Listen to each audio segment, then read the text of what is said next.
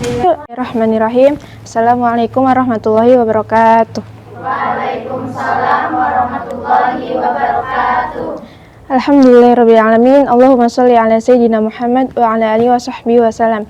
Rabbi shrah li sadri wa yassir li amri wahlul 'uqdatam min lisani yafqahu qawli. Amma ba'du. Segala puji bagi Allah, kita panjatkan kehadiratnya atas segala nikmat yang telah Allah berikan sehingga kita dapat berkumpul pada kesempatan kali ini.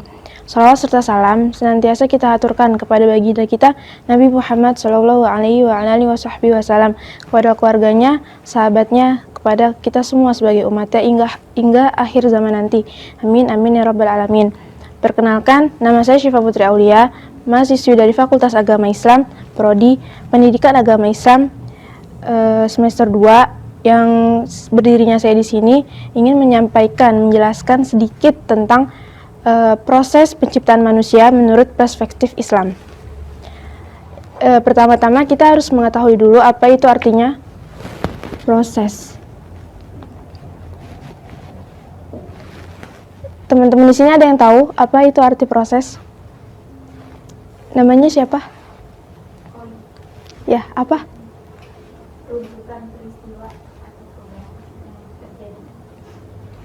Runtutan perubahan atau peristiwa dalam perkembangan sesuatu. Ya, benar. Jadi proses itu, teman-teman semua, apa yang dikatakan Kak Khoy itu tadi benar. Proses itu adalah runtutan perubahan peristiwa dalam perkembangan sesuatu. Yang kedua ada penciptaan.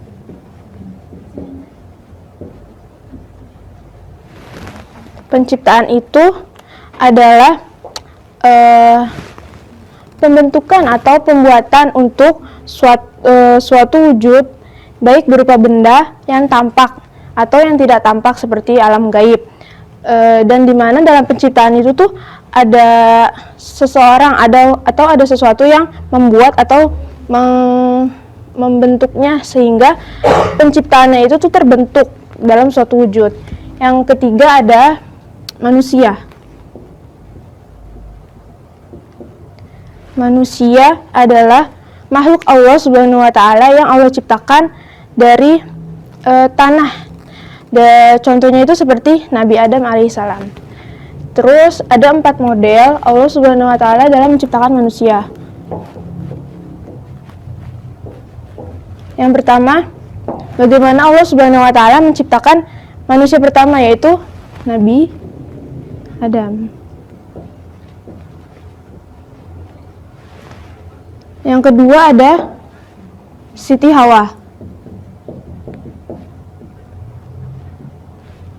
Yang ketiga ada Nabi Isa. Ada yang tahu Nabi Isa itu putra dari siapa?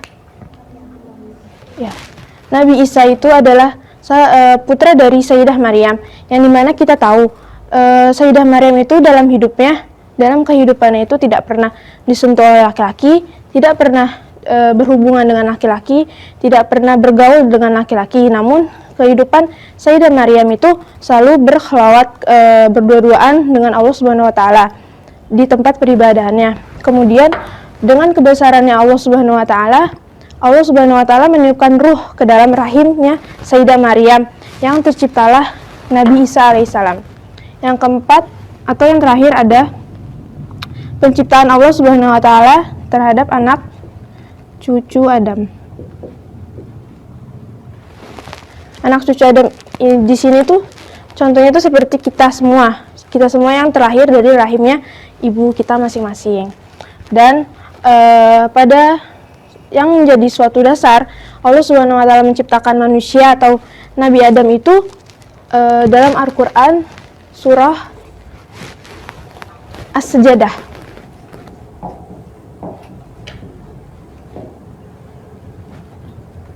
ayat 7,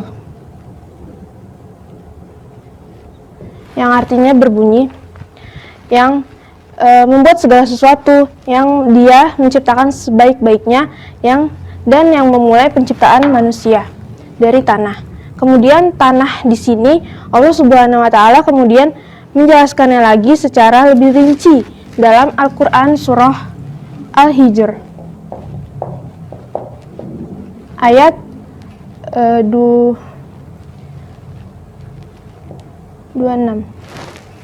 yang bunyinya, dan sesungguhnya kami telah menciptakan manusia itu dari tanah kering yang berasal dari lumpur yang hitam yang kemudian diberi bentuk. Terus pentafsiran dalam pentafsiran Al-Quran surah Al-Hijr ayat 26 ini mengatakan bahwa Allah Subhanahu wa taala itu menyuruh malaikat, 3 malaikat ya, untuk turun ke bumi. Malaikatnya itu ada, yang pertama malaikat Jibril. Malaikat Jibril yang kemudian turun ke bumi, namun malaikat Jibril tidak mendapatkan tanah dari bumi. Kenapa? Karena bumi menolak, karena bumi menangis, karena bagian dari dirinya tuh diambil. Yang kedua ada malaikat Mikail.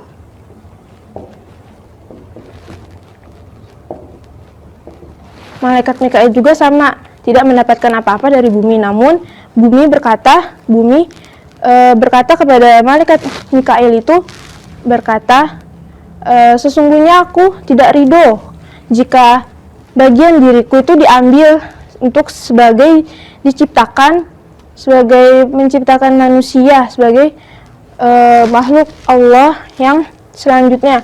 Karena bumi itu tuh tahu, karena sesungguhnya manusia di zaman nanti akan membuat kehancuran atau kerusakan pada muka bumi. Yang ketiga ada malaikat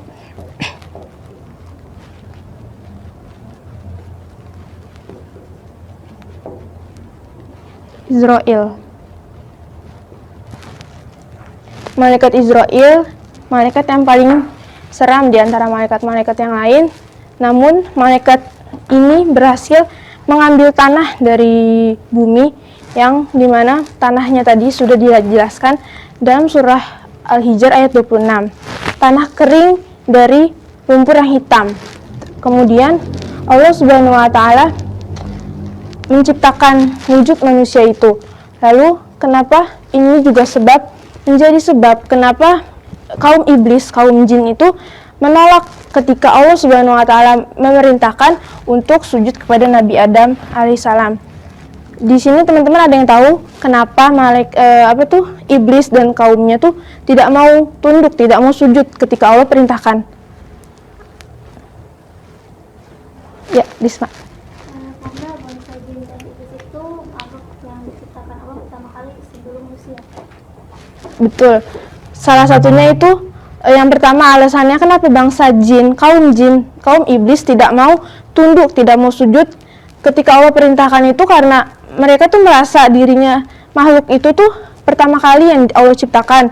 Yang kedua itu mereka menganggap unsur ciptaan mereka itu lebih mulia daripada manusia, dan mereka diciptakan dari api ya. Terus juga mereka menganggap manusia itu diciptakan dari tanah, yang dimana tanah itu nantinya kita injak-injak. Terus kemudian juga setelah Allah Subhanahu wa taala sudah nemu tanah yang pantas untuk dijadikan bahan dasar pembuatan manusia, kemudian Allah Subhanahu wa taala memberi bentuk wujud manusia. Lalu ketika terbentuk wujud manusia itu secara sempurna, lalu Allah Subhanahu wa taala meniupkan ruh nih ke dalam wujud manusia itu. Nanti juga udah tersempurna wujudnya. Lalu ketika itu Allah Subhanahu wa taala meniupkan ruh kepada wujud manusia itu. Nah, proses ini tuh sama seperti proses bayi dalam kandungan seorang ibu atau rahim seorang ibu.